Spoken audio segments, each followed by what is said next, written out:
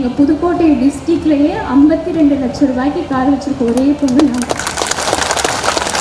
இப்போ அந்த காரில் தான் நான் வந்திருக்கேன். இங்கே நம்ம எல்லாரும் முயற்சி பண்ணால் மட்டும்தான் சர்வே பண்ண முடியும். ஏன்னா என்கிட்ட தையல் மிஷின் ஒன்று அது ஓட்ட தையல் மிஷின். முயற்சி பண்ணணும். நமக்கு ஒரு ஆஃபர் வரப்போகுது அப்படின்னா அதை தக்க வச்சுக்கணும். நம்ம முயற்சிங்கிறது தான் படிப்பை விட பெருசு. ஏன்னா முயற்சிங்கிறது ரொம்ப ரொம்ப இம்பார்ட்டன்ட். பெண்களாகிய நம்ம மட்டும்தான் ஒரு கருவு கொடுத்தா ஒரு குழந்தையா உருவாக்கி கொடுக்குற பாக்கியம் நமக்கு மட்டும்தான் இருக்கு. பல பேர் கூட போட்டி போட்டு பல பேரை தோக்கடிச்சு நம்ம எல்லாரும் பொண்ணா இன்னைக்கு பிறந்து இந்த உலகத்துல வாழ்ந்து அடுத்த உயிரை கொடுத்து ஜென்ரேஷனை உருவாக்கிட்டு போறோம். நம்மளால முடியாதது எதுவுமே இல்லை. உங்க வீட்டு பொண்ணு நானே. ஸோ உங்களுக்காக தான் பேச வந்திருக்கேன். பேசட்டுமா? ஓகே. இப்போ எனக்கு முன்னாடி பேசினதுல 2 பேர் ஒரு கோட் சொன்னாங்க. மங்கையரால் பிறப்பதற்கே மாதவம் செய்திட வேண்டும் அம்மா. அதோட அர்த்தம்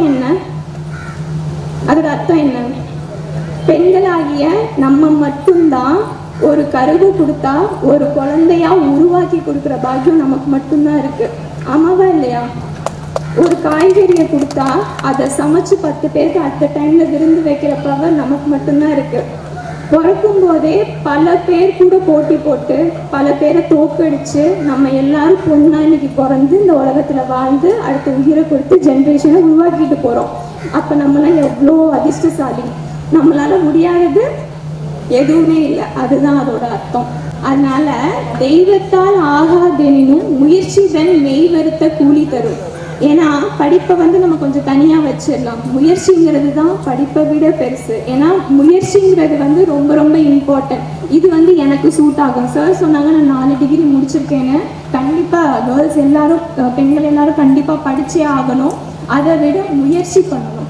இங்கே நம்ம எல்லாரும் முயற்சி பண்ணால் மட்டும்தான் சர்வே பண்ண முடியும். ஏன்னா இங்கே இருக்க பெண்கள் எல்லாரும் உங்கள் வீட்டு ஆண்களை சப்போர்ட் பண்ணி ஒரு இடத்துக்கு கண்டிப்பாக கொண்டு வந்திருப்பீங்க. ஹஸ்பண்ட் சரியா இல்லை சரியா உங்கள் குடும்பத்தை வழி நடத்துது அப்படின்னா நிர்வாகம் பொண்ணு கையில் மாறும். பொண்ணு என்ன பண்ணுவா? நிர்வாகத்தை குடும்பத்தை தூக்கி நிறுத்துவாங்க. ஸோ கேர்ள்ஸோட பவர் அந்த அளவுக்கு இருக்கு.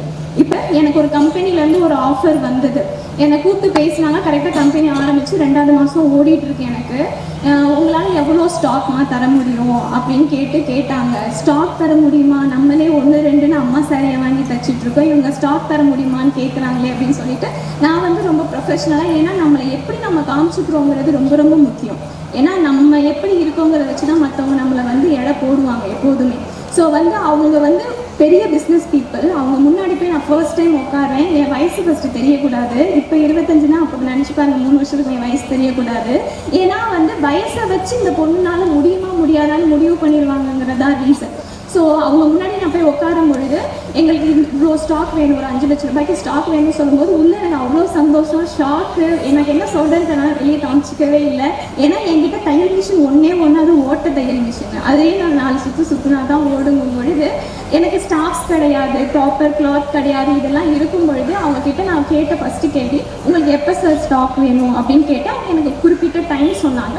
அந்த டைம்குள்ளே நான் எல்லாத்தையும் ரெடி பண்ணி ஸ்டிச் பண்ணி அதை டெமோ பண்ணி இதுதான் ஃபைனல் ப்ராடக்ட்னு சொல்லி அதுக்கு நான் கம்பெனிக்கு ஜிஎஸ்டி எடுத்து ட்ரேட்மார்க் அடுத்தடுத்து ஒவ்வொருத்தவங்கள்ட்டையா கேட்டு என்ன பண்ணணும், ஒரு கம்பெனி பண்ணணுமா, என்ன பண்ணணும்னு கேட்டு. ஏன்னா நம்ம என்ன சொல்கிறது, நம்ம முயற்சி பண்ணணும். நமக்கு ஒரு ஆஃபர் வரப்போகுது அப்படின்னா அதை தக்க வச்சுக்கணும். நம்ம புதுக்கோட்டை டிஸ்ட்ரிக்ட்லேயே பார்த்தீங்கன்னா ஒரு 22 வயசில் நான் 18 லட்சம் ரூபாய்க்கு ஃபர்ஸ்ட்டு கார் வாங்கினேன், க்ரீட்டான்னு சொல்லிட்டு. என் கசினே 22 வயசில் நான் பொண்ணுன்னு பெருமையாகவே சொல்லலாம். ஸோ ஒரு பொண்ணா ஃபஸ்ட்டு அந்த க்ரீட்டா காரை வாங்கிட்டு உள்ளே இறங்கி வரும் பொழுது எங்கள் சொந்தக்காரங்க வாயெல்லாம் மூடிடுச்சு. நான் மூடலை, கார் மூடிடுச்சு. ஏன்னா அவங்க எல்லாரும் சொன்னாங்க, பொம்பளை பாரு நாளைக்கு ஏதாவது நடக்க போகுது, நாளைக்கு ஏதாவது ஆக போகுது அப்படின்னு சொன்னவங்க சொந்தக்காரங்க எல்லாரும் வாயை மூடிட்டாங்க. அந்த கார் நிற்கும் போதெல்லாம் எனக்கு பெருமையாக இருக்கும். எங்கள் அம்மா அப்பா அதில் உட்காந்து, நான் எங்கள் அம்மா அப்பா ஸ்ட்ரிக்ட்லி கார் வாங்கவே கூடாதுன்னு சொல்லிட்டேன், நான் தான் வாங்குவேன் அப்படின்னு சொல்லி. எங்கள் அம்மா அப்பா உட்காந்து பார்க்கும்போது நான் ரோடே பார்க்க மாட்டேன், எங்கள் அம்மா அப்பா முகத்தையே தான் பார்த்துக்குவேன். அவங்க எவ்வளோ சந்தோஷமாக உட்காந்து போகிறாங்க செய்கிறாங்கன்னு சொல்லி.